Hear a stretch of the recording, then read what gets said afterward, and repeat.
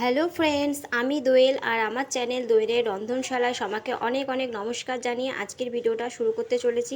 আজকে আমি বানাবো কাবলি ছোলা দিয়ে পোলাও। তো আমি কিভাবে পোলাও বানাই সেরকমভাবে তোমরাও একবার বাড়িতে ট্রাই করে দেখবে পোলাওটা খেতে খুব ভালো হবে এবং থাকবেও খুব ঝরঝরে। পোলাও বানানোর জন্য আমি এখানে 300 গ্রাম চালকে খুব ভালো করে ধুয়ে তারপর হলুদ দিয়ে মাখিয়ে আধ ঘন্টার জন্য রেখে দেবো। ততক্ষণে আমি মটরটাকে রেডি করে নিই। চলো, আমি এক বাটি কাবলি ছোলা নিয়েছিলাম, এটাকে সারারাত্রি জলে ভিজিয়ে রেখেছিলাম। আমি এটাকে আর সিটি মারবো না, শুধু কষিয়ে নেব। কড়াই বসিয়ে দিয়েছি, এবারে আমি এর মধ্যে দেব সাদা তেল। তেলটা গরম হোক, ততক্ষণে আমি একটা পেস্ট রেডি করি। চলো দেখো, একটা বাটির মধ্যে আমি আদা রসুন আর পেঁয়াজের বাটা নিয়েছি। ওর মধ্যে আমি দিয়ে দিলাম একটুখানি হলুদ গুঁড়ো, আর দেব হাফ চামচের মতো লঙ্কার গুঁড়ো, আর 1 চামচ নুন। এই দিয়ে আমি একটুখানি একটা পেস্ট বানিয়ে নিলাম। তেলটা আমার গরম হয়ে গেছে, এবারে যে পেস্টটা আমি রেডি করেছিলাম সেটা ওর মধ্যে দিয়ে দিলাম। এবার আমি দেব কাবলি ছোলাগুলোকে।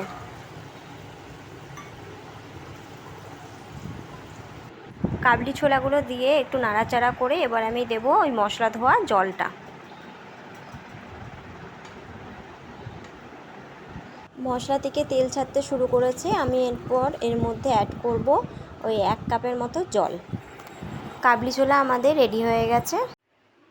আধ ঘন্টা পর ফিরে এলাম। এরপরে গ্যাসের মধ্যে আমি একটা হাঁড়ি বসিয়ে দিয়েছি।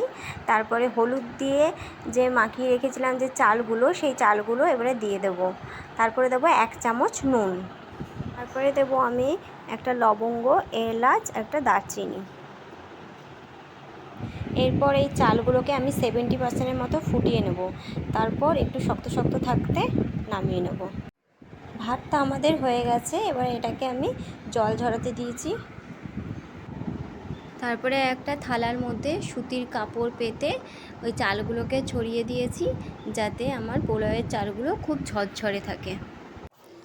কড়াইয়ের মধ্যে সাদা তেল দিয়ে দিলাম।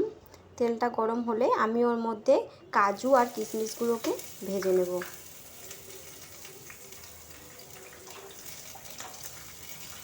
তারপর ওই তেলের মধ্যেই আমি 1 চামচ ঘি দিয়ে দেব।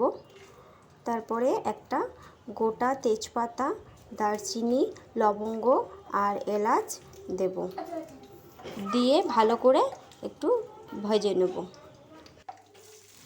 মশলা থেকে একটা ভালো গন্ধ বেরিয়েছে। এরপর আমি এর মধ্যে অ্যাড করব চালগুলোকে।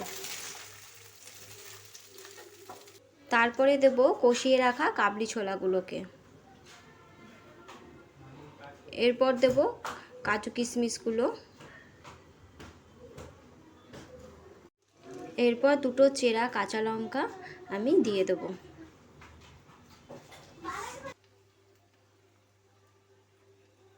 এরপর আমি চিনি আর নুনটা অ্যাড করব। দেব 2 চামচের মতো চিনি।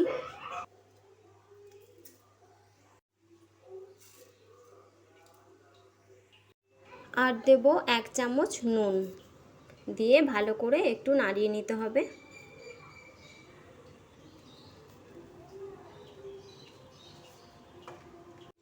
তারপরে ওপর থেকে 1 চামচ ঘি দিয়ে একটু হালকা হাতে নাড়াচাড়া করে ঢাকনা দিয়ে ঢেকে রাখবো কিছুক্ষণের জন্য। মিনিট খানেক পর ফিরে এলাম। দেখো, আমাদের পোলাওটা রেডি। গ্যাসের নবটাও বন্ধ করে দিয়েছি।